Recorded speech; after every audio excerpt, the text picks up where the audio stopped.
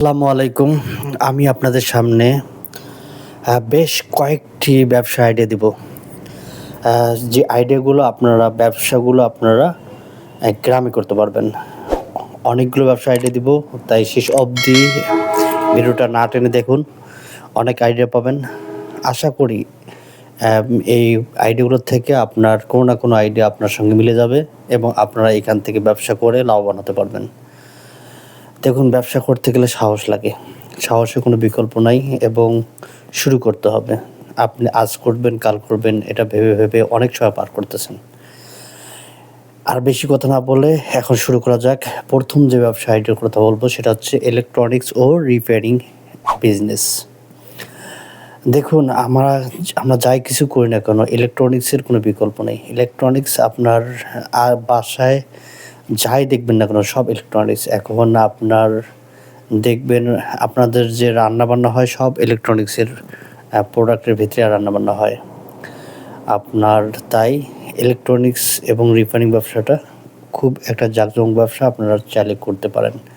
পাশাপাশি আপনার রিপেয়ারিং করার জন্য আপনি মিস্ত্রি রেখে কাজ করতে পারেন বা আপনি মিস্ত্রির পাশাপাশি আপনি নিজে শিখেও এই কাজ করতে পারেন।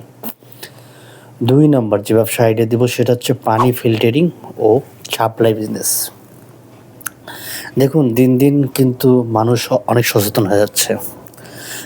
মানুষ এখন পানি ফিল্টারিং করে খাচ্ছে। আগে কিন্তু টিউবওয়েলের পানি মানুষ নিশ্চিন্তে খেতে পারত। এখন টিউবওয়েল যেহেতু খুব অনেক কমে গেছে, এখন কিন্তু মানুষ ট্যাপের পানি খাচ্ছে। আর ট্যাপের পানিটা ফিল্টারিং করে খাওয়াটার জন্য মানুষ অনেক ঝুঁকছে।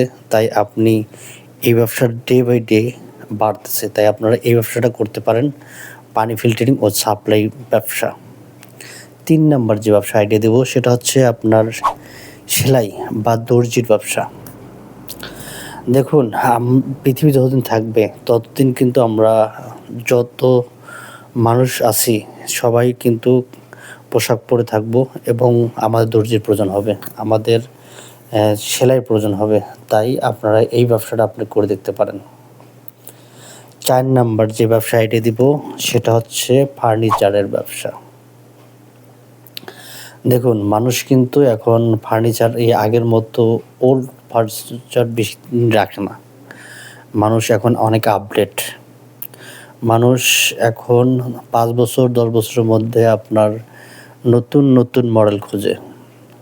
আর এই ফার্নিচার ব্যবসাটা হচ্ছে যে আপনার কাঠের তৈরি এবং আপনার পার্টেক্সের তৈরি বোর্ড দিয়ে আপনারা এই ফার্নিচার ব্যবসাটা করতে পারেন। এটা অনেক লাভজনক ব্যবসা। আপনারা চাইলে এই ব্যবসাটা করতে পারেন। ৫ নম্বর যে ব্যবসার কথা আইডিয়া দেব সেটা হচ্ছে আপনার শাকসবজির ব্যবসা। দেখুন, আপনি গ্রামে আছেন। আপনার অনেক কৃষকের কাছ থেকে আপনারা খুব কম দামে শাকসবজি নিয়ে এসে সেটা আপনি পাইকারি দামে শহরে বিক্রি করতে পারেন বা আপনার হাট বাজারে বিক্রি করতে পারেন।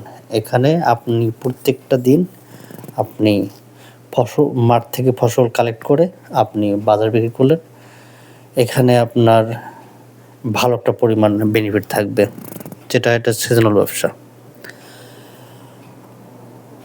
৬ নম্বর যে ব্যবসার কথা বলব ডিজিটাল সেবা কেন্দ্র।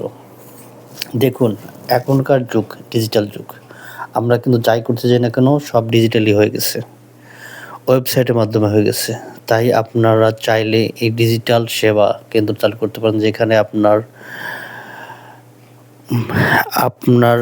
খাজনা খারিজ, মাঠ পর্চা আপনার অনলাইনে কাজ করতে পারেন এবং চাকরির আবেদনগুলো আপনার অনলাইন করে দিতে পারেন। এটা হচ্ছে ডিজিটাল সেবা। এটা আপনার গ্রামে আপনারা হাট বাজারে এটা করতে পারেন। এরপরে যে ব্যবসার কথা বলবো স্টেশনারি ব্যবসা।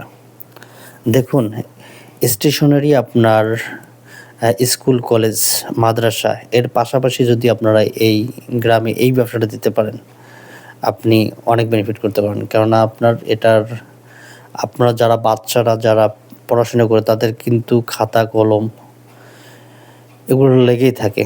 তাই আপনারা এই ব্যবসাটা করতে পারেন। এরপরে যে ব্যবসার কথা বলবো সেটা জুসের ব্যবসা। দেখুন, আমরা কিন্তু এখন অনেক ধরনের আপডেট হচ্ছি। এখন আর আগের মতো নাই। মানুষ এখন মডেল হয়ে গেছে। আপনারা জুসের নানান ধরনের ফলের কালেক্ট করে, এই ফলের কালেক্টের একটা করে জুস তৈরি করে আপনারা বিক্রি করে এখানে অনেক ধরনের অনেকভাবে টাকা ইনকাম করতে পারবেন। এরপরে যেটা বলবো, চা ও নাস্তার ব্যবসা। দেখুন, আপনার সকাল হলেই কিন্তু মানুষের চায়ের দরকার হয়, বিস্কিটের দরকার হয়, বিকালবেলার দরকার হয়, নানান ধরনের নাস্তার দরকার হয়। আপনি তাই চায়ের সাথে, সাথে অন্য ধরনের নাস্তার আইটেম দিয়ে ছোট পরিসরে এই ব্যবসাটা করতে পারেন। এরপরে যেটা বলবো, গৃহস্থলীর ব্যবসা। এটা হচ্ছে যে আপনার একটা বাসায় অনেক ধরনের পশু পাখি এগুলো পালন করা হয়ে থাকে। আপনার তাই এই ব্যবসাটা করতে পারেন। Thanks for watching. আজকের জন্য এখানেই শেষ করছি।